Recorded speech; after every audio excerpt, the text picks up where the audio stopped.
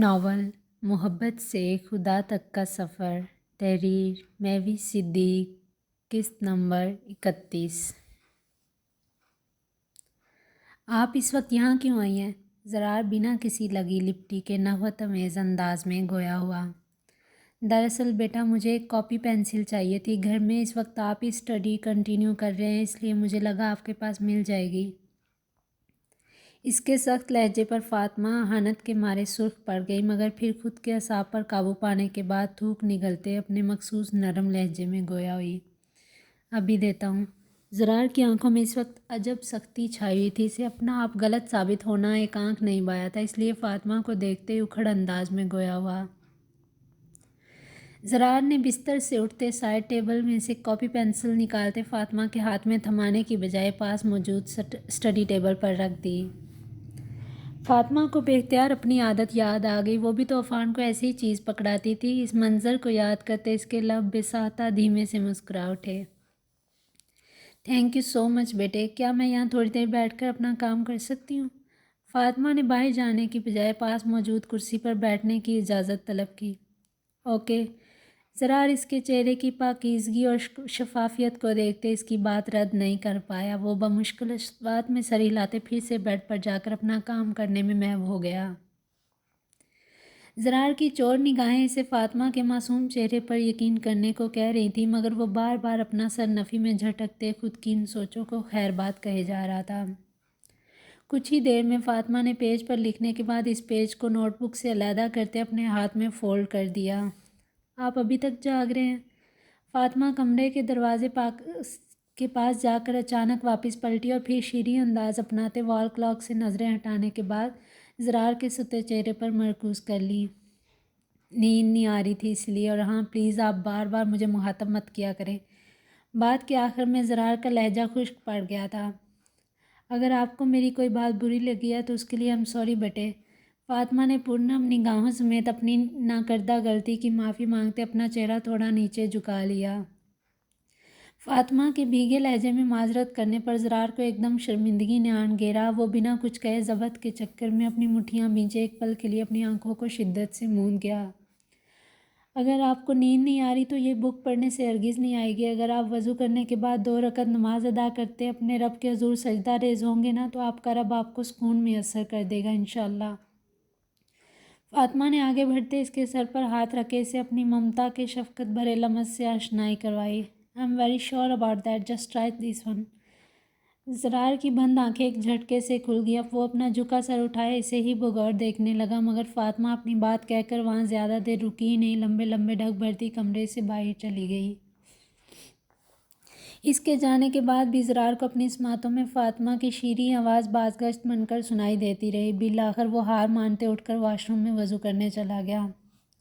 چونکہ فجر کی نماز کا ٹائم ہو چکا تھا اس لیے وہ نوافل کی بجائے ڈائریکٹ نماز پڑھتے خلوص دل سے رب کے حضور اپنے ذہنی اور روحانی سکون کی دعائیں مانگنے لگا۔ بھیگی آنکھوں سمیت اس نے دعائیہ انداز میں ہاتھ چہرے پر پھیرتے جائے نماز طے کر کے واپس الماری میں رکھ دیا۔ نہ جانے کتنے عرصے بعد وہ نماز کے لیے اپنے رب کے سامنے کھڑا ہوا تھا، اسے خود بھی اندازہ نہیں تھا۔ بیڈ پر چت لیٹے زرار نے زندگی میں پہلی بار رب سے سکون کی طلب کی، اور اللہ تعالیٰ نے اپنی رحمت کی بدولت کچھ ہی منٹوں بعد اس کی بے چین و مضطر روح کو ایک قرار بخش دیا۔ جیسے ہی اسے اپنی رگوں پہ میں سکون کی لہر دوڑتی محسوس ہوئی، ویسے ہی فوراً وہ نیند کی وادیوں میں غوطہ زن ہو گیا۔ فجر کی نماز کے بعد عفان ہر روز اس کے کمرے کا ایک چکر ضرور لگایا کرتا تھا۔ معمول کے مطابق آج بھی اس نے کمرے میں قدم رکھتے اس کے وجود کو کمفرٹر سے ڈھانپا اور پھر اس کے سر پر دستے شفقت رکھتے کمرے سے باہر چلا گیا۔ انس اپنے وعدے کے مطابق شاہد کے ساتھ فارم ہاؤس میں آیا اور پھر پروڈیوسر سے میٹنگ کے بعد چابیاں اس کے ہاتھ میں تھما دیں۔ کچھ ہی دیر بعد شاہد اور انس قریبی ریسٹورنٹ میں ڈنر کے لیے آ گئے۔ ولید نے بھی ان دونوں کو وہیں جوائن کر لیا تھا، مگر پھر اچانک اسے ایک ایمرجنسی میٹنگ کی کال آ گئی جسے ہینڈل کرنے کے لیے اس کا آفس میں ہونا لازمی تھا، اس لیے وہ مجبوراً ان دونوں کو خیر بات کہتا وہاں سے چلا گیا۔ انس اور شاہد کالج لائف کی خوش گپیوں میں ایسے مصروف ہوئے کہ انہیں وقت گزرنے کا احساس ہی نہ ہوا۔ بادلوں کی گڑگڑاہٹ کے شور نے اچانک انہیں اپنی طرف متوجہ کیا۔ موسم کی خرابی کے باعث انس تو واپس گھر ہی جانا چاہتا تھا، مگر شاہد سلپری روڈ کا کہتے اسے بھی واپس اسی فارم ہاؤس میں ہی لے آیا۔ کافی دیر تک وہ دونوں یوں ہی راہداری میں ہی بیٹھے رہے۔ اچانک شاہد کو پروڈیوسر کی کال آ گئی، اس لیے وہ ان کی بات سننے ان کے روم میں چلا گیا جہاں وہ ٹھہرے ہوئے تھے۔ کافی وقت بیت گیا مگر شاہد ابھی تک واپس نہیں آیا تھا، اس لیے انس رات کے کسی پہر آرام کرنے کی غرض سے اپنے کمرے میں آ گیا۔ دن بھر کی ہیکٹک روٹین کے باعث وہ یہاں آتے ہی جوتوں سمیت بیڈ کے اوپر لیٹ گیا اور پھر اپنی آنکھوں کو موندے ان پر ہاتھ رکھ گیا۔ تھکن سے چور اعصاب کی وجہ سے اس نے نوٹس ہی نہیں کیا تھا کہ کمرے کی لائٹس اور ہیٹر تو پہلے سے ہی آن ہے۔ کون؟ اچانک واش روم کا دروازہ کھلنے اور پھر بند ہونے کی آواز پر انس ایک جھٹکے سے اٹھ کر بیٹھ گیا۔ چونکتی نگاہیں بے اختیار واش روم کے دروازے کے بالکل پاس کھڑے نسوانی وجود کی طرف اٹھ گئیں، جو اس وقت بالوں کی ڈھیلی پونی بنائے منہ پر ہاتھ رکھ کے ہک دک کھڑی ہوئی تھی۔ بیبی پنک ٹراؤزر شرٹ اس وقت اس نے سلیپنگ سوٹ کے طور پر زیب تن کیا ہوا تھا۔ انس اس کو چیخ کے لیے منہ کھولتے دیکھ ایک ہی جست میں آگے بڑھا اور پھر اس کے منہ پر اپنا ہاتھ رکھتے اس کی باقی ماندہ چیخ کو حلق کے اندر ہی گوڑ دیا۔ صوبیہ انس کی مضبوط گرفت میں بے-آب مچھلی کی طرح تڑپتی منہ سے مختلف آوازیں نکال رہی تھی، کیونکہ انس اس سچویشن کو سمجھنے کی کوشش میں ابھی تک اس کے منہ پر ہی ہاتھ رکھے ہوئے تھا۔ تم یہاں؟ صوبیہ نے اپنا آپ چھڑانے کی خاطر اپنے تیز ناخنوں کو اس کے ہاتھ کی برونی جلد میں سوئیوں کی طرح چبو دیا۔ انس اس غیر متوقع حملے کے لیے تیار نہیں تھا، اس لیے درد کے مارے کراہتے ایک دم پیچھے ہٹ گیا۔ ہیلپ! انس ابھی اپنے ہاتھ کی پشت پر خون کے دھبے ہی دیکھ رہا تھا کہ اسے پھر سے اپنی سماعتوں میں صوبیہ کی آواز سنائی دی۔ انس نے ازحد گھبراہٹ کے مارے اطراف میں نگاہ گھمائی اور پھر بادل ناخواستہ اس کے منہ پر ہاتھ رکھتے اسے خونخوار نگاہوں سے دیکھنے لگا۔ Shut up! دوبارہ آواز نہیں نکالنا، اب چپ چاپ پہلے میری پوری بات سنو۔ انگلش شہادت اٹھائے انس کا غصہ نہ چاہتے ہوئے پھر سے اس کے دماغ پر حاوی ہو چکا تھا، جبکہ اس کے سخت رد عمل پر صوبیہ کی آنکھیں ششدر انداز میں کھلی کی کھلی رہ گئیں۔ لیو می! صوبیہ نے تھر تھر کانپنے کے باوجود اپنی تمام تر ہمت مجتمع کی اور پھر اس سے اپنا آپ چھڑوانے کی تگ-و-دو میں جت گئی۔ وہ اس وقت انس کو صرف ایک بری نیت کا لڑکا سمجھ کر ٹریٹ کر رہی تھی، اسے اس چیز کے علاوہ اور کچھ سجائی نہیں دے رہا تھا۔ چپ! ایک دم چپ! انس نے شدید غصے میں آتے اس کے لبوں سے ہاتھ ہٹائے اسے سخت لہجے میں ڈپٹ کر رکھ دیا۔ اس کی شعلہ برساتی نگاہیں اس وقت صوبیہ کے چھکے چھڑانے کا کام کر رہی تھیں۔ میں آپ کو شکل سے اتنا گھٹیا اور چیپ لگتا ہوں جو فضول میں شور کیے جا رہی ہیں؟ پہلے میری پوری بات سنیں، پھر جو دل میں ہے وہی کیجیے گا۔ اسے خاموش دیکھتے ہی انس نے اپنی طرف اشارہ کرتے سختی سے بھرپور استفساریہ انداز اپنایا۔ صوبیہ کا غیر یقین انداز اسے اپنی مٹھیوں کو سختی سے بھینچنے پر مجبور کر رہا تھا۔ اس سب صورتحال میں وہ یکسر اس حقیقت کو فراموش کر چکا تھا کہ پچھلے کچھ دنوں سے وہ دل ہی دل میں اس لڑکی سے دوبارہ ملنے کی نہ جانے کتنی تمنائیں، کتنی آرزوئیں کر چکا ہے۔ ڈر کے مارے دیوار کے ساتھ جڑ کر کھڑی صوبیہ کی آنکھیں اس وقت نمکین پانیوں سے لبالب بھر چکی تھیں۔ یار! صوبیہ کو یوں بے آواز گھٹ گھٹ کر روتے دیکھ انس کو اپنی برہمی پر تاؤ آ رہا تھا۔ صوبیہ ریلیکس پلیز، آپ غلط سمجھ رہی ہیں، میں اس ٹائپ کا لڑکا ہرگز نہیں ہوں جیسا آپ سمجھ رہی ہیں۔ انس نے مضطرب انداز میں اپنے بالوں کو ہاتھ سے پیچھے کیا اور پھر اپنے قدم آگے بڑھاتے اسے نرم لہجے میں سمجھانا چاہا۔ دور رہو مجھ سے! اسے اپنی طرف بڑھتے دیکھ صوبیہ شدید غصے میں چلا اٹھی۔ اوکے اوکے ریلیکس، لیکن میری بات تو… اسے شدت سے روتا دیکھ انس تو بھونچکا رہ گیا۔ وہ ہار ماننے کے انداز میں اپنے ہاتھ اوپر اٹھائے اسے پرسکون کرنے کی کوشش کرنے لگا۔ اس وقت صوبیہ کو اپنی بات سمجھانا اسے دنیا کا مشکل ترین عمل لگ رہا تھا۔ تم میرے کمرے میں آئے کیوں؟ پلیز جاؤ یہاں سے! صوبیہ نے ہکلاتے لہجے میں بات مکمل کرتے باقاعدہ دروازے کی طرف اشارہ کیا، یوں سب کے سامنے اس کا تماشا نہ بن جائے، اس لیے اب وہ بھی اپنی آواز کو قدرے دھیما رکھ رہی تھی۔ Excuse me! آپ کا کمرہ؟ شاید آپ کو کوئی غلط فہمی ہوئی ہے میڈم، یہ میرا فارم ہاؤس ہے اور جس کمرے کو دھونس جما کر اپنا کہہ رہی ہیں وہ بھی میرا ہی ہے۔ اس کے حتیٰ کمیز انداز پر انس پھر سے اپنے غصے پر قابو نہیں رکھ پایا۔ تم جھوٹ بول رہے ہو، یہ فارم ہاؤس تو ہمارے ڈرامے کی شوٹنگ کے لیے بک کروایا گیا ہے۔ صوبیہ حد درجہ متغیر تاثرات سمیت فوراً نفی میں سر ہلا گئی۔ اوکے ادھر آئے، یہ دیکھیں، یہ میری تصویریں ہی ہیں نا؟ اب بھی کہیں میں ہی جھوٹ بول رہا ہوں؟ انس اسے بازو سے پکڑے اپنے ڈریسنگ روم تک لایا اور پھر اسے دروازے کے سامنے کھڑا کرتے ایک ایک کر کے کیبنٹس کے سارے در کھول دیے۔ لکڑی کے ہر دروازے کی اندرونی دیوار پر انس کی بے شمار تصاویر جڑی ہوئی تھیں، جنہیں دیکھتے ہی صوبیہ کا چہرہ شرمندگی کے مارے تھوڑا نیچے جھک گیا۔ آئی ایم سوری، وہ اپنی سفید پڑتی رنگت سمیت دھیمے لہجے میں گویا ہوتی وہاں سے واپس جانے کے لیے مڑ گئی۔ 1 منٹ، آپ اس وقت کہاں جا رہی ہیں؟ میں تو بھائی کہیں بھی ایڈجسٹ کر لوں گا، آپ یہیں اسی کمرے میں رہ سکتی ہیں۔ ہنس آگے بڑھتے اس کی راہ میں حائل ہو چکا تھا۔ اس کا دھوپ چھاؤں کا سا مزاج صوبیہ کو بھی حیرت کے سمندر میں غوطہ زن کر چکا تھا، کیونکہ کچھ دیر پہلے تک تو وہ اس سے اتنے اکھڑ انداز میں بات کر رہا تھا کہ مانو جنگ کا سا سماں بن گیا، لیکن اب اس کے لہجے میں اتنی چاشنی گھل چکی تھی کہ شہد کو بھی مات دے رہی تھی۔ By the way, I am sorry, مجھے ہرگز نہیں پتا تھا کہ شاہد کے پروڈیوسر نے کاسٹ کو ابھی سے بلوا لیا۔ اگر مجھے ذرا سا بھی علم ہوتا تو میں یہاں کبھی نہیں آتا۔ انس نے دروازے کے پاس پہنچ کر اچانک واپس پلٹتے صوبیہ سے معذرت کی اور اس کے معصوم سراپے کو ایک نظر بھر کر دیکھتے کمرے سے باہر چلا گیا۔ انس پراعتماد انداز میں آگے بڑھتے ہوئے بازو پر لٹکتے کوٹ کو اب اپنے شانوں کے گرد پھیلا چکا تھا۔ اف میرے خدایا، اس لڑکے نے تو مجھے ڈرا کر رکھ دیا۔ صوبیہ بڑبڑانے کے بعد گہرا سانس بھرتی بیڈ کے کارنر پر بیٹھ گئی۔ اپنی منتشر دھڑکنوں پر قابو پانے کی خاطر اس کا ہاتھ ابھی بھی سینے پر ہی جما ہوا تھا۔ کچھ ہی دیر بعد اس نے اپنا دھیان بٹانے کی خاطر سائڈ ٹیبل پر رکھی ناول کی کتاب کھولی اور پڑھنے میں محو ہو گئی۔ پڑھتے پڑھتے اچانک بادلوں کی گرجدار آواز نے اسے اپنی طرف متوجہ کیا۔ اسے لگا شاید بارش ہو رہی ہے، اس لیے وہ جلدی سے اٹھ کر پاؤں میں سلیپرز اڑستی کھڑکی کھولتے باہر لان کا منظر دیکھنے لگی۔ تبھی اچانک اس کی نگاہیں سامنے نظر آتے کوریڈور کے منظر پر جا کر تھم سی گئیں۔ اتنے سرد موسم میں بنچ پر بیٹھا انس اپنے بازوؤں کو ہاتھوں سے مسلتے انہیں گرم کرنے کی کوشش کر رہا تھا۔ اس کے موبائل کی بیٹری بھی ڈاؤن ہو چکی تھی، اس لیے وہ شاہد کو کال بھی نہ ملا سکا۔ لاؤنج میں آتے ہی اس نے اطراف میں نگاہ گھمائی تو اسے سارے کمروں کے دروازے بند ہی نظر آئے۔ ویسے بھی اب وہ کسی کمرے کے دروازے کو کھول کر دوبارہ سے وہی سب نہیں دہرانا چاہتا تھا، اس لیے ادھر ادھر جانے کی بجائے داخلی دروازے سے باہر سیدھا لان میں ہی آ گیا۔ پروڈیوسر کو کچھ زیادہ ہی جلدی تھی، اسی لیے تو چابیاں ملتے ہی اس نے اپنا سیٹ تیار کروانے کے لیے اسٹاف بوائز سے کہہ کر وہاں لاؤنج میں موجود سارے صوفے اٹھوا کر کہیں اور شفٹ کروا دیے تھے۔ کل تک چمکتا دمکتا لاؤنج انس کو آج ویرانی کا شاخسان معلوم ہو رہا تھا۔ صوبیہ اس کو یکسر نظر انداز کر کے واپس بیڈ پر آ کر بیٹھ تو گئی، مگر پھر اپنی ہمدرد فطرت کے باعث کھٹور پن کا مظاہرہ نہ کر سکی۔